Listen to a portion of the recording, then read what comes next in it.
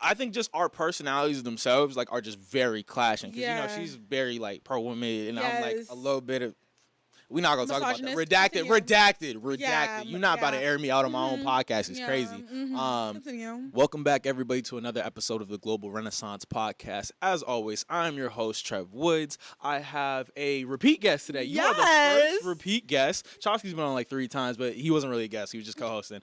So our first repeat guest, my dear cousin, Bethany Simone. Yes. How are you doing? Owner of Penthouse Salon. Yes, period poo. How are you doing? I'm good. I'm fantastic. How are you? I'm doing excellent. So like I said, this is your second time on the podcast. Yep. First time was almost 2 years ago. It was October 2021. That's crazy. Almost 30 episodes ago. You were my 4th episode. This will probably be episode 31. Okay.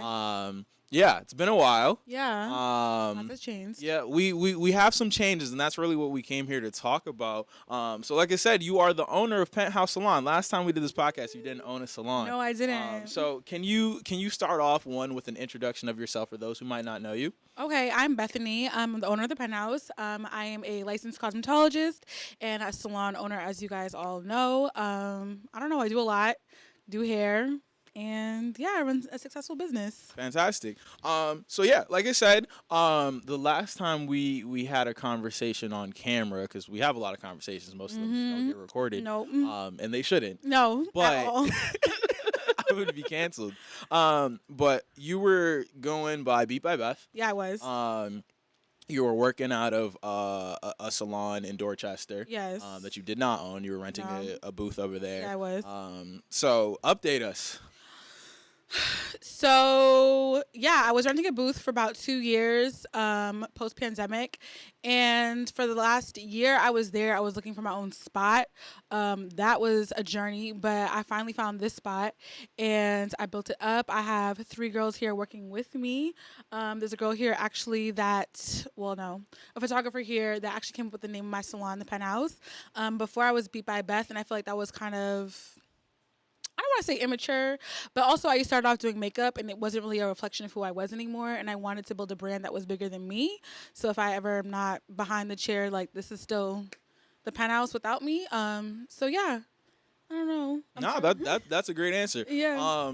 I want to kind of dig into the process of you deciding you wanted to own your own salon, and then kind of the logistics of finding the place and then creating the place. I remember I came in to help set up. Yep. It looked quite different than it Very does different. now. We'll have maybe a full shot of the space, even though we've She took a video beforehand. Okay, cool, perfect. Because we kind of tore it up for the media day that we're doing right now. But it looks amazing. The vibes are immaculate. The color coordination on 10. Thank you know what I'm saying? The customer experience, because this is the only place I get my hair. Yeah, he's a loyal customer. Customer experience, 10 out of 10.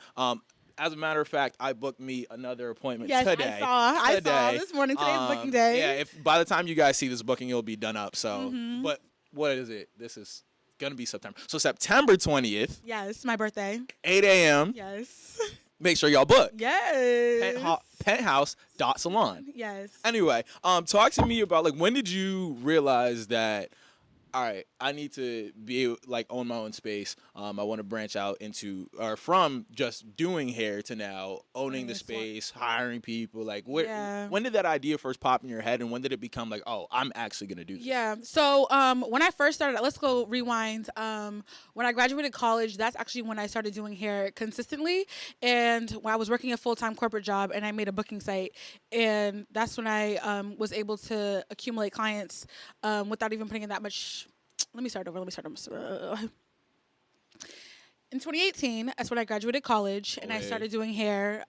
So I worked 9 to 5, came home, worked 6 to midnight. I was not able to really do customer interactions, book clients via DM, via text message, so I made a booking site.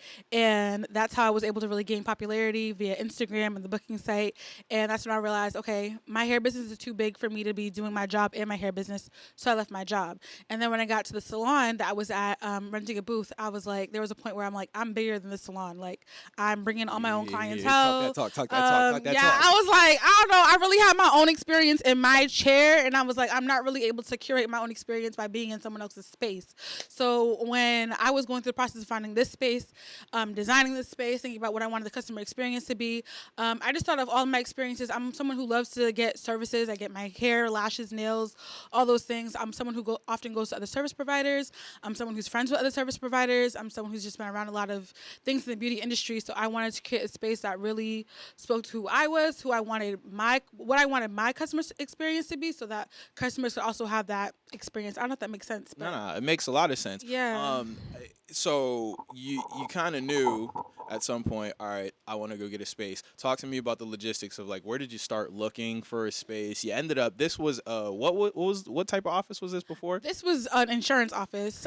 It was ugly. It had carpet. It was actually bigger than this. We blocked it off and made it into two spaces. The walls was like a weird yellow. There was barely plumbing. There was like a little kitchenette sink in the other room. But I brought in plumbing. I brought in electrical. I brought in new lights. I brought in new floors. I brought in paint. Added like lighted mirrors. All the things. I have big 55-inch screen TVs in here.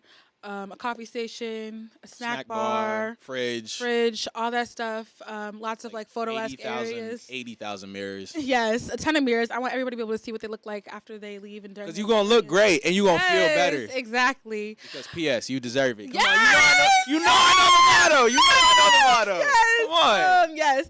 So, yeah, once I got here, the building owner for this building owns a couple other buildings where they were able to turn their office spaces into salons as well. So I was able to see those. I was like, okay, bet y'all can come do the build out for me and I can just come in and decorate. And that was a big thing because where I was before, she was telling me about working with contractors. And even I know people who've bought homes and like working with contractors, that's something that's very stressful. And I was going and touring a bunch of spaces where I was have to bring in my own contractors. I'd be responsible for my own utilities. I'd be responsible for if like the plumbing goes wrong, like all that would be my responsibility. And that's very stressful for someone who that's not something I need to be focusing on in my business. So when I came here, they're like, it's basically, what's a good word? It's all covered. It's all covered. They do everything for me and they make sure that I'm good so that I can do what I need to do to flourish and pay my rent. I came here. The owner's architect. We built out or drew out the design for how I wanted the layout to be. I wanted my own private room. I want to be able to close my door, even though I never ended up closing my door.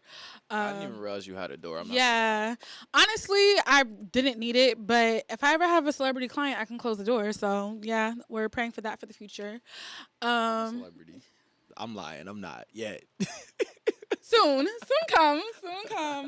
But yeah, he was able to build it out and then I came in and put all my touches in here. It took about a month to do that, but while they were doing the build out, I had a couple friends come over. We had a mood board. I really wanted it to be, I ordered everything online and I ordered everything not being in the space. So I used Canva a lot to sort of see. I took screenshots of things from different websites, put it on Canva. I was like, okay, this looks good next to each other. This looks good next to each other. I did some DIYs, like the stations. That was like a bathroom situation. I added the gold handles. I added the legs. I put the glass top on top. I even convinced the electrician to hardwire the mirrors so that all the mirrors are lighted. And yeah, I just created a vibe on Canva, and then I brought it to life when I came here and built it out. Can you, I think one of the most impressive things for me is like the color coordination. I think you've clearly paid special attention to the colors you use. So talk to me about the colors and any other kind of specifics of the design that you feel I'm gonna send you the mood board because if you see the mood board and you see how it came to real life, I feel like that makes sense. I feel like even so to give you background, I went to school for fashion merchandising, retail marketing. I don't officially really use that degree anymore, but a lot of the things that come to like creating a line with clothing, like I worked for a clothing business. I was an assistant buyer. You start with the colors. So for any time we're creating a line, you start with the colors. Once you go from the colors, you're like, okay, it doesn't really translate to here, but basically to start a design and a mood board, you start with the colors. So I started with the colors, and then I was like, functionality, what do I need here? What do I need there? What do I need here? What do I need there? Went to a bunch of different websites.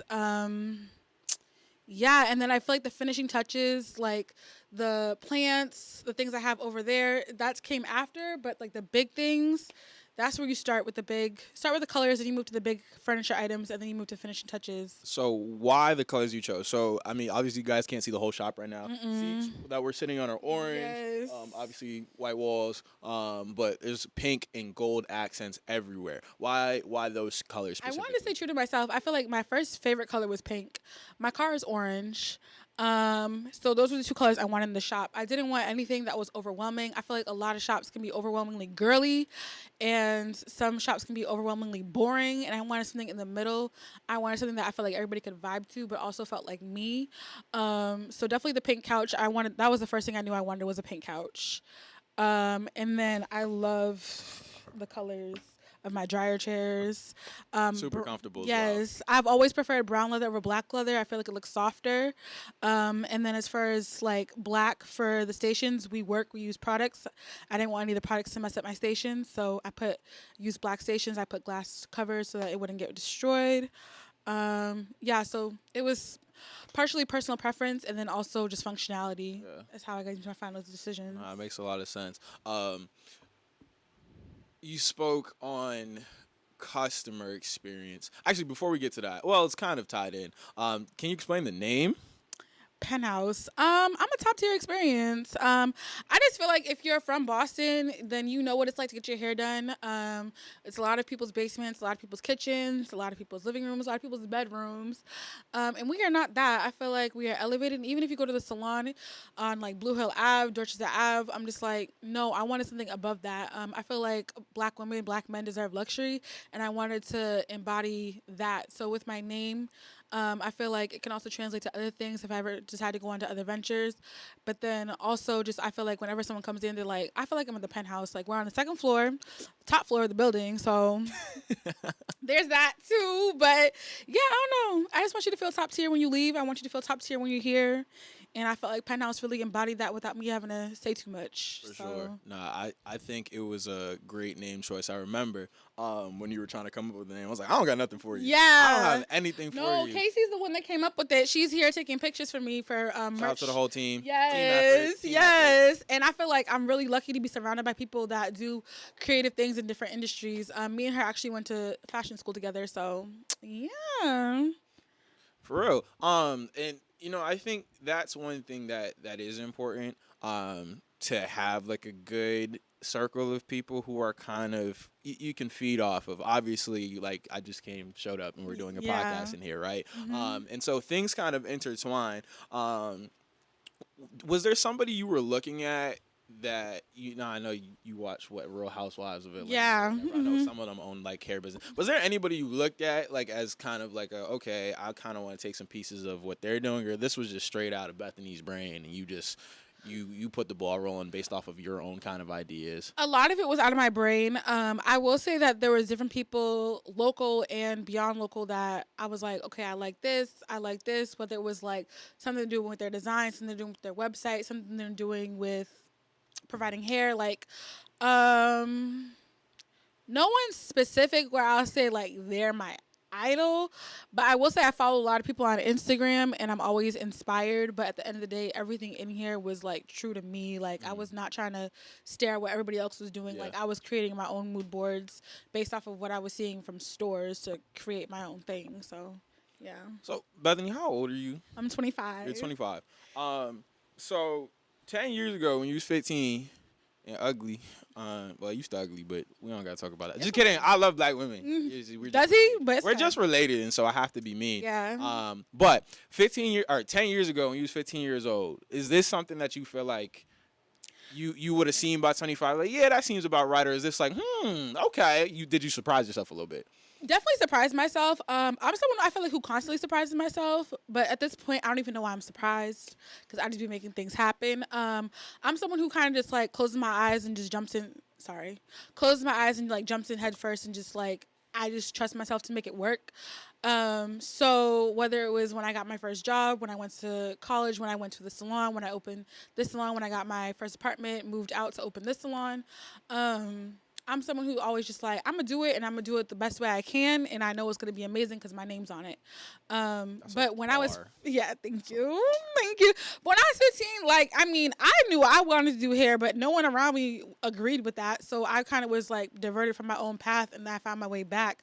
But I feel like saying that I was going to open a salon at 25, like even just the other day, this woman came in here. She's like, "Who's the owner?" And I'm like, "It's me." She's like, "You look really young." I kind of felt disrespected, but at the same time, like, Nah, she was impressed. she was impressed. Like, yeah, she was talking about I have kids at 25. I'm like, oh, I'm 25 and I have my own shit. So, oh, sorry, can I swear? You can cuss. Okay. We try not to cuss too much, but you can cuss.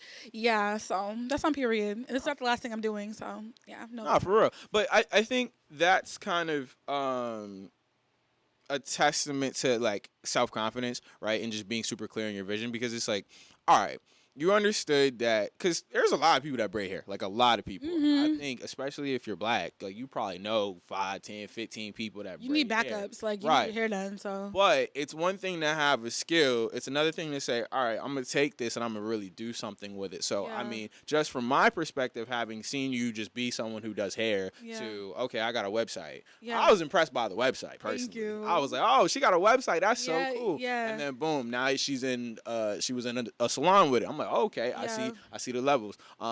Then you got to open your own salon. So, obviously, you're going to keep moving up. But I think the biggest thing there was always a level of confidence. Now, you're a little bit delusional, but I think that is important. it is. Because you have to have a little bit of delusion. right, because if you're not delusional, then everybody who's telling you like, you know, a lot of people braid hair. You know what I'm saying? How you gonna be successful with that? Yeah. And you kind of hear that and you let that slow you down. But because you're delusional, Yeah. you know, it allows That's you the to first push. time I'm taking that as a compliment, but continue. You're welcome. You're welcome. You see, I'm just here to uplift. But no, I think delusion is an important thing. I mean, if you look at it, I mean, you could look at anybody successful for real. Like, what are the odds? Yeah. You look at Rihanna. What are the odds? Yeah. She was a musician, and then she was like, you know what? Let me pivot over to the beauty space, and then Yeah. made a beat. Yeah. Right? So there's a level of like you have to have a strong amount of self-determination and almost blinders when it comes to what it is that you want to do. So I think that's a valuable lesson that you are displaying actively. How many months have you had this open now? So February 22nd is when I took my first client. So 2, 8, 6 months on Tuesday. Oh wow. Yeah. Oh wow. So 6 Yeah. months in, half a year. Let's reflect. Like, how do you feel on your first 6 months being a salon owner? You have people that you're renting out booths to. Yeah. You're really like putting things together. How do you feel? I feel okay. So overall, I feel good. I think part of what is a blessing and a curse to me is I'm always someone who's like, once I've done something, Next. what's next? Yep. So I feel like it makes it hard sometimes for me to enjoy it. But there's a lot of times where I really am just like in my own space. Like I have my candle going, I have my TV or my music going, I have the sunlight. I've created a whole vibe where I can just be happy doing what I love doing. So I feel like that is a whole blessing. And then to be able to have other people who are like a team with me, being able to do that, who also love what they do, I feel like that makes it even better. But yeah, I feel like so far it's definitely been a learning process. I feel like the first 3 months I learned the most, definitely had to pivot and be like, okay, this is not working, let me do this. This is not working, let me do that. But overall, I feel like I've been really fortunate to have I've had nothing crazy happen here. I've pretty much every month has been a profitable month. I think my first month was the craziest one, honestly. But it's probably when I put in the most work because I wasn't working for a month. But yeah, it's been a good experience. Can you talk about some of the lessons that you learned, like maybe one that just sticks out the most in terms of like, okay, because again, this is a jump. You were running the business before, but it's like now you have a space that you're responsible for. Yeah.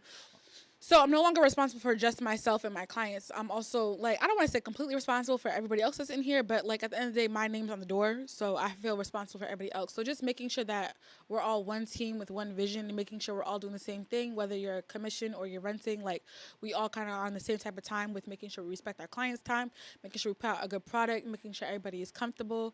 I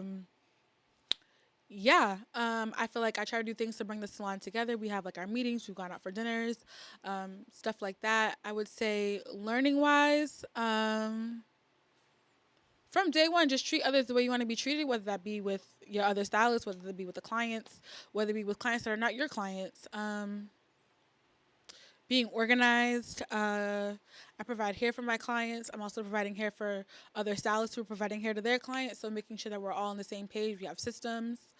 Um, Inventory, that's a big thing. Before it was like I was relying on the previous salon owner for like cleaning supplies. Luckily the bathroom is shared, so I don't have to do the bathroom. But stuff like that. I provide snacks, making sure the snack bar is always.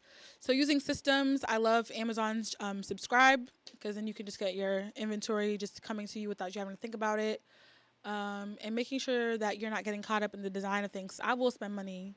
At the end of the day, it's still a business. It's still a business. So yeah, if you're like me, I like to buy things. So making sure that doesn't translate into the business is important too. So So, yeah. so two questions to follow up off that.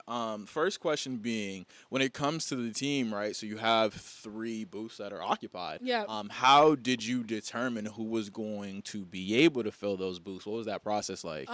Definitely there was an application, and then there was a come in. Let's talk. Let's tour. I kind of vetted everybody that came here first, seeing the work you do, because I feel like most importantly, I don't want anybody coming out of my salon with ugly work. So first, I saw your work mostly through social media, and then you either applied or I reached out to you. You came in, we talked, we had a conversation, making sure we're on the same page for what we want from our clients to experience. I don't want any like ratchetness in here.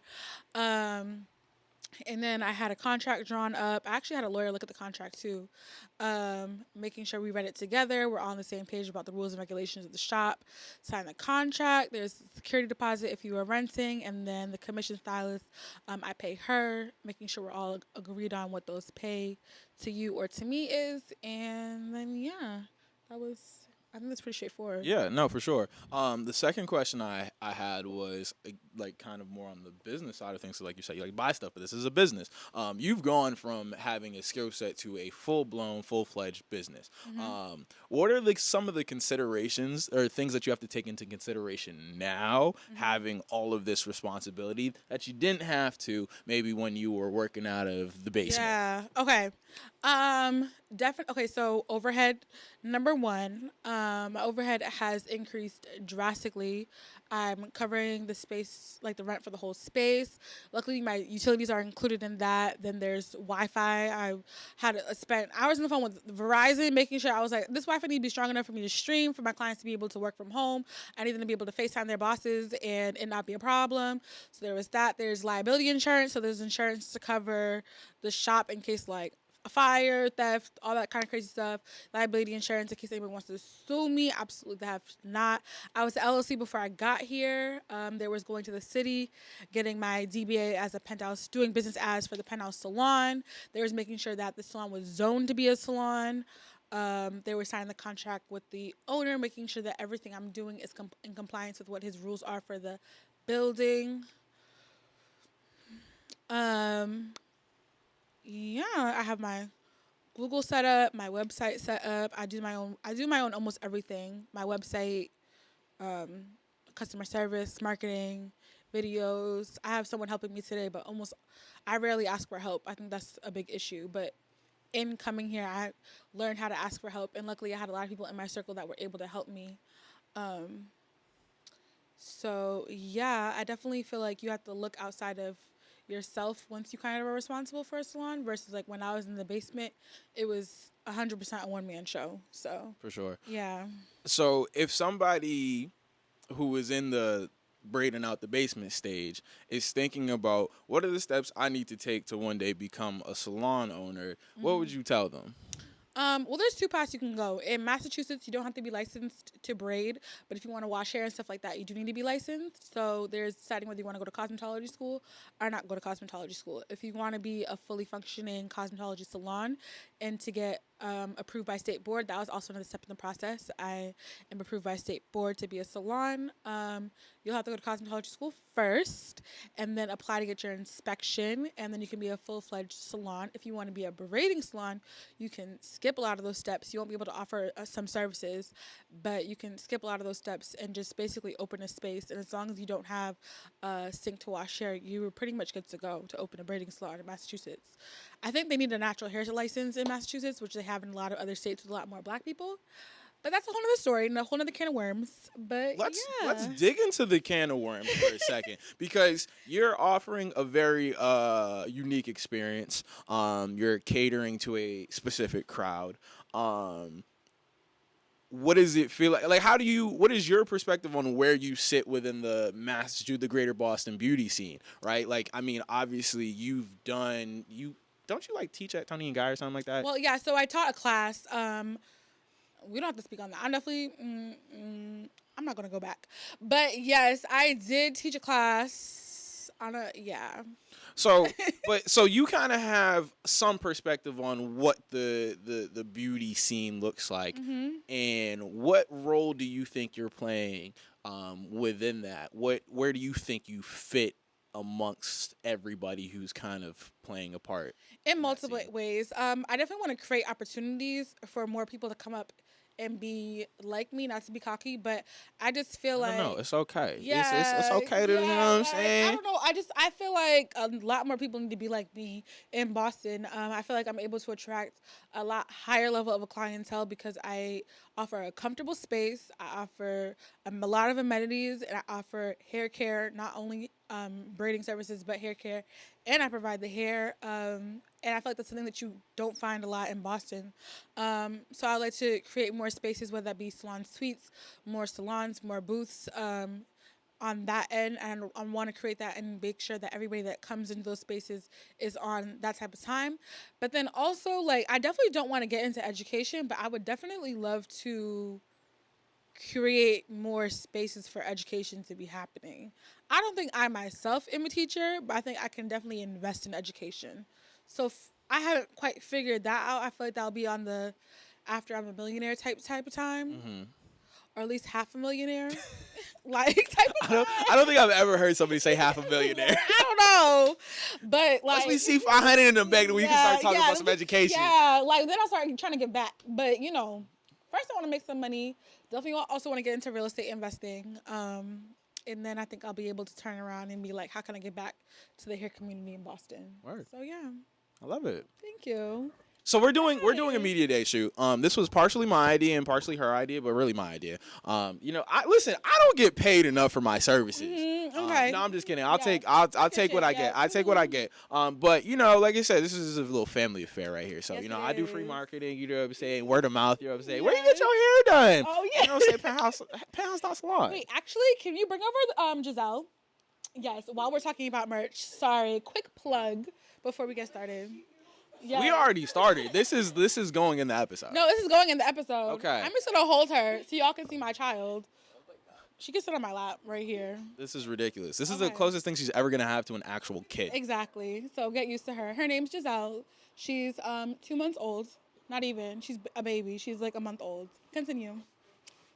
You're not for real gonna hold that. Like, you gotta put that back. You gotta put. But listen, No. y'all can see the black. Yes. Show the back. Show the back. Yes. Show the back. So the overarching theme of Penthouse right now, it might change next year, but is Subject to change. So right now our tagline is "Give Black women their flowers." I'm just really big on. I feel like Black women in America, obviously, and it's definitely in Boston, are underappreciated. I know definitely when I was working corporate, I felt underappreciated, and a lot of the women that come here work in corporate and feel underappreciated. So I just want when they come here to just feel like the queens that they are. So yeah, our slogan right now is "Give Black women their flowers," and it's on our merch. And then on the side we have our girls, our logo girls, and then on this side we have P.S. You're beautiful, and it's all embroidered. I don't know if you can see it, but we'll just send you close-up shots so you can see it. But yeah, this is my current merch. We have her in a bunch of different colors, like black, green, tan, gray, and she looks bomb. So that's my little merch plug. Go cop that. On penthouse.salon. Penthouse.salon. The link will be in the description. Yes. But penthouse.salon, just in case you didn't get it the first time. So you got the merch going. You have some other things. You let me know about a little project you're working on. Yes. So your birthday's in a month, and you want to drop it by your birthday? Can you Yes. tell us some about that? So I feel like a lot of people have been coming to me asking questions about how I was able. Oh, I'm sorry. Just like on top of it. Oh, a lot of people have been coming to me asking me not only just Trevor, like how I did what I did so fast. Because I signed my lease in December, build out was done by January, and then I took a month to sort of put it together. Got all of my inspections done, and was open by February. And a lot of people have been impressed by that, and have been asking me questions via DM for people I don't even know. So I wanted to put together an ebook so that people could get all those answers. And get an in-depth understanding of what it takes to sort of do what I do. So the goal is for my birthday, September 20th, the ebook to drop on Penthouse.salon. So yeah. Penthouse.salon. If you haven't gotten it by now, I really don't know what you're doing. Yeah. I try to keep it as simple as So possible. what is going into this ebook? Because I mean, last time I checked, you wasn't much of a writer. So how is this just gonna be like a bunch of pictures? You It's got not a gonna be a bunch of ghostwriter? Are you pictures. dictating this? Like how is this? How is this coming together? I don't have a ghostwriter, but I do have some help. But I'm not gonna share the secret on that. But anyways, Fair enough. Definitely just going through how to get a lease because this was definitely not the first building I was looking at. Was looking at a lot of different buildings, try to go through a realtor, try to call real estate companies, like tried a lot of different methods. I ended up finding this spot on Craigslist, funny enough. Crazy. Yeah, working with contractors, working with other people, definitely hiring people, definitely keeping inventory, definitely building a website, getting your LLC, business credit, state board inspection, all those things. There's a lot of different things that go into opening it that I just sort of like figured out along the way. Luckily, I have friends that have opened various different types of salons, like nail salons and things of that sort, that I was able to ask questions from. But yeah, I think it can get a little bit overwhelming, and it'd be nice to have all that knowledge in one place coming from someone who's young and it's like not just like 45 and like this is how we used to open salons, and like I'm like, no, this is how we open salons today. So I'd like to share that knowledge in an ebook. So yeah, that's the goal. Hey, listen, I'm excited. I'm excited. She didn't really answer my question about how is this getting written, but that's fine. You know, don't even worry about that. Don't even worry about that. That's exciting. I would never have expected you to drop a book. I'm not gonna lie. I'm not gonna lie. And I ain't gonna read it because I don't read. No, but you don't have to read it. You're not gonna open one, but it's okay. It's good for the girls that are. How you know I'm not gonna open this line? How you know that? I don't see that for you. I don't see it for me either, but like you never know. Yes. Listen, you know me, I love black women and I Yes. wanna provide services for black women. And so Yes. that's why I recommend they go to Penthouse Salon because I can't help Exactly. you for real. I Exactly. can't help you for real. Yes, I see you in a lot of other lanes, not salons. Just not that way. Yeah, yeah. I'll be in your salon. I'm Yes. not gonna open one Yeah, myself. But exactly. cop the ebook if you're interested. Yes. And also I feel like it'll be a lot of valuable lessons for any type of business, especially if you need a physical Exactly. space for your business. So definitely check that out. So you got an ebook coming. What else is on the horizon? We've talked about a few things. We know you're a big dreamer. So what else is on the horizon, Miss Bethany Simone? You see both of us go by our middle names. I know, it's crazy. I could not go by my last name anymore. But anyways, I can't know we pronounce it. I don't know. Anyway. I have like, I don't know if I want to share them because if it doesn't happen, I'm gonna be upset. But, I thought once you decided you was gonna do something, you just made it happen. well, I know thought what's you gonna was happen. listening to make it I know what's gonna happen. happen. It's just like I want to do something first before I do that. I want to like basically I want to alternate between personal goals and professional goals. Personal goals, professional goals. Professional. Next thing I want to do is open Penthouse Suites. So there's that. Okay. Like salon suites. I don't think that's a big, crazy, outrageous idea, but yeah, I feel like mine's gonna be different. Let me stop talking. But I've seen suites done at the most professional levels by white people and at professional levels by black women. And I just feel like I have a different sort of point of view that I can offer to the market in Boston. And I definitely know that mine's going to be a whole vibe. So, yeah. Hopefully coming, let's say, 2025. That's why I don't really want to speak on it. You don't gotta put a date on it, but just know it's on the way. It's on Just the know way. It's on the way. Which is funny. You said you were alternating between personal and professional goals. Like I feel like we talked a lot about Bethany the professional. Who is Bethany the person? Like let's really talk about it. What do you like? What do you value? What do you believe in, Beth? I believe in having fun. Yep. I believe in making money. outside. I be outside. I've been inside since I opened the salon, but I be outside still too, a little bit here and there. I feel like definitely first, personally, I want to buy multifamilies. Then I would be after the suites buying commercial spaces. After buying commercial spaces, creating a vibe where they'd be like an Airbnb, very curated, cute, Instagrammable type situation, or event spaces where you could like have the dopest events. I don't know. I feel like through opening this, I discovered I really like interior design.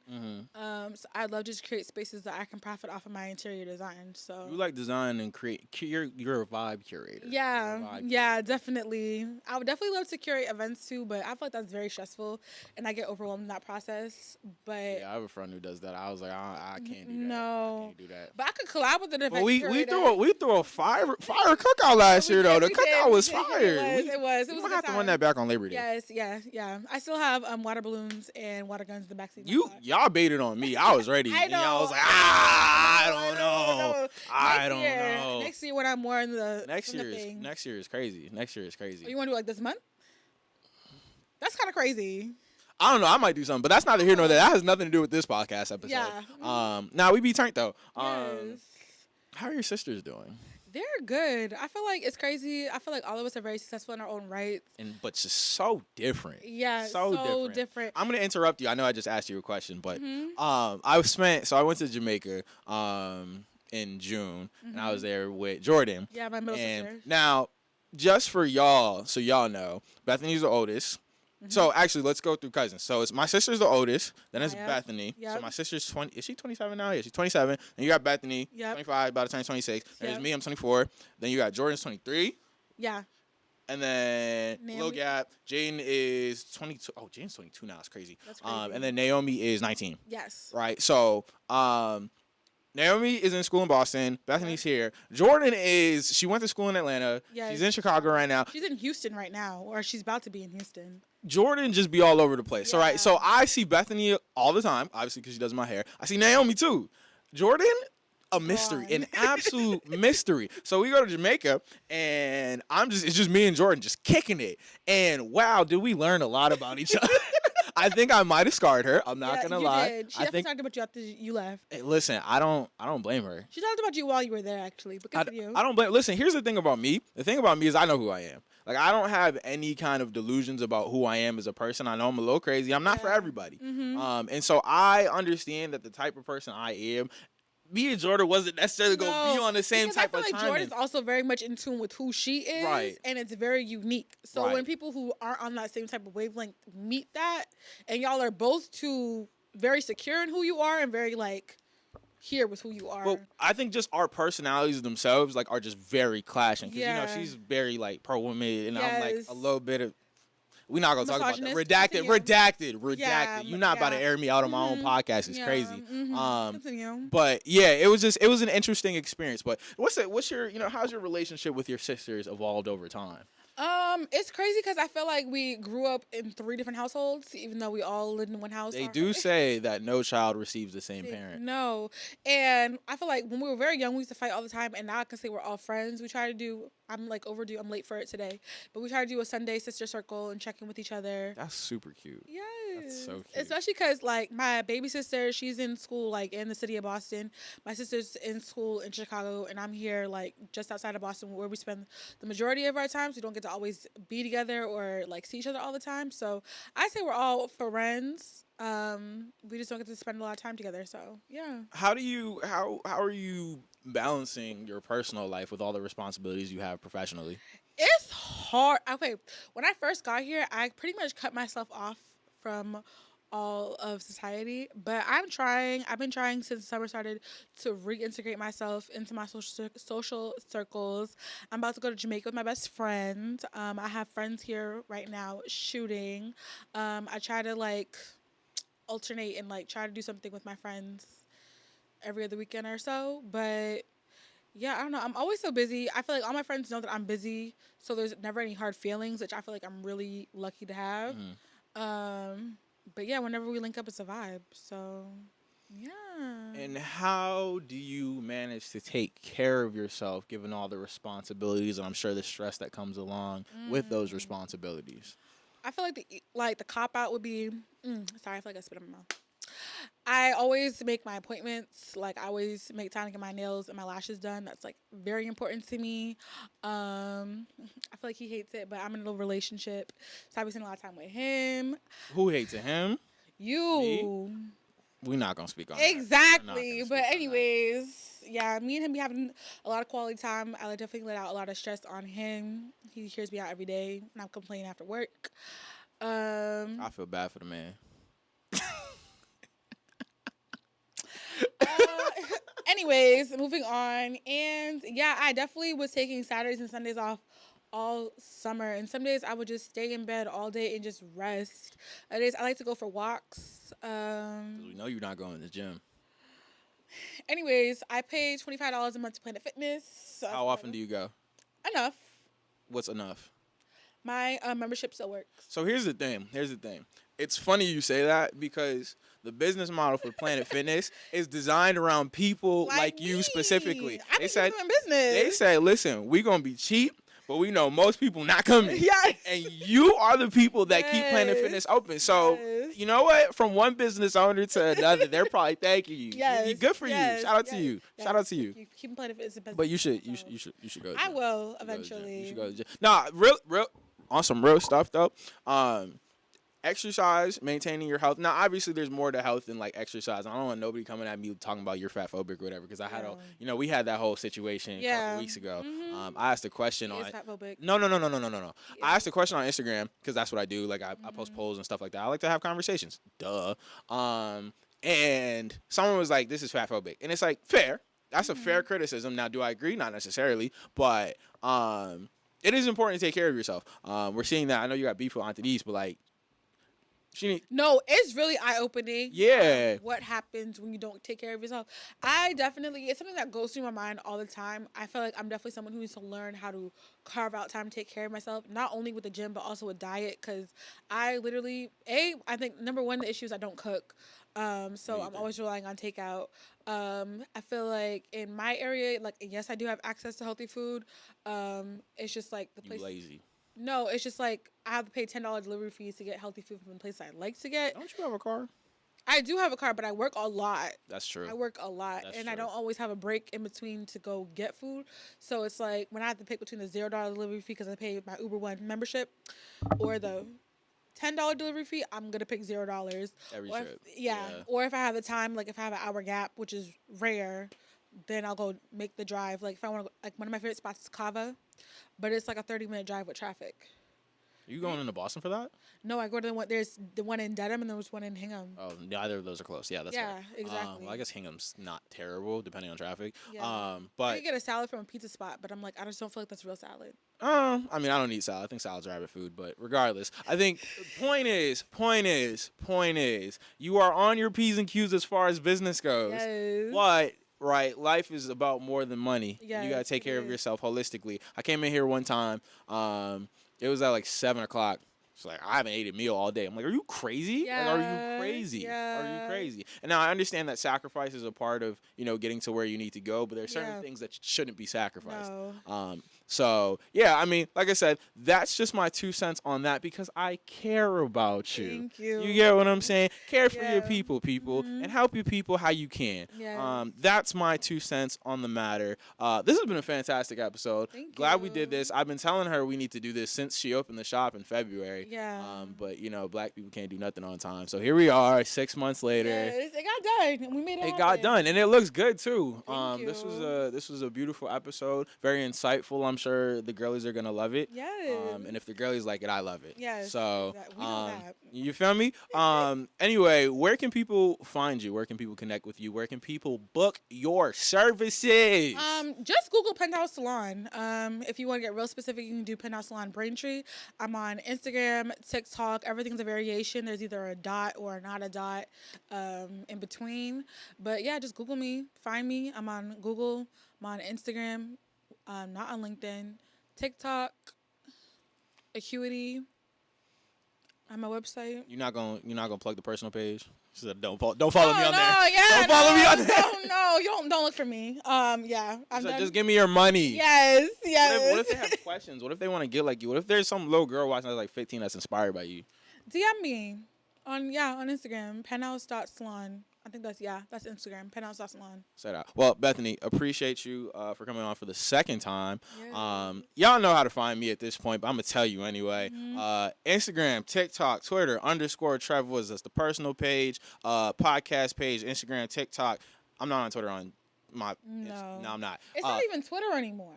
That's right. It's Yeah, X. X. It's X. It's Well, ugly. regardless, Elon's app. Yeah. I'm on there on my personal page. Instagram and TikTok for the podcast page at the Global Renaissance Pod. If you're listening to this on Spotify, Apple, any audio platform, please leave a review, 5 stars. Hopefully, Yes. not even hopefully. This was a 5-star interview. It was. If you're watching this on YouTube, like, comment, subscribe, share, all that good stuff. Like I said, give me some feedback. Let me know how y'all like it. Make sure y'all tap in with my dear cousin. Yes. Family ties. Yes. You know how we do it. Penthouse up, Global Renaissance up. Yes. Appreciate y'all for tuning in to another episode. I'll catch you on the next one. Cheers.